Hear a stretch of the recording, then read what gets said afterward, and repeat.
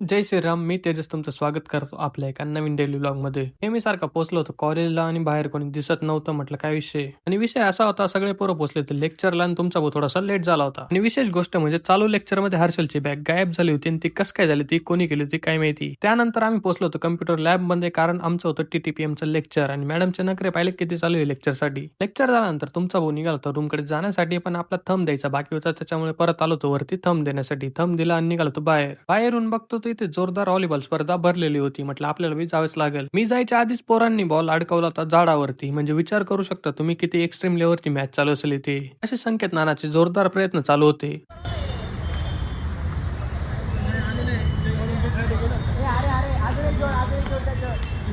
तिथल्या त्यांनी पाहून त्याच्यावर केस पडली म्हणून ते जाऊ शकले. प्रयत्न खूप चालू आहे. पहिले बांबू आलेला आहे ठिकाणी, एकाचे दोन झालेले.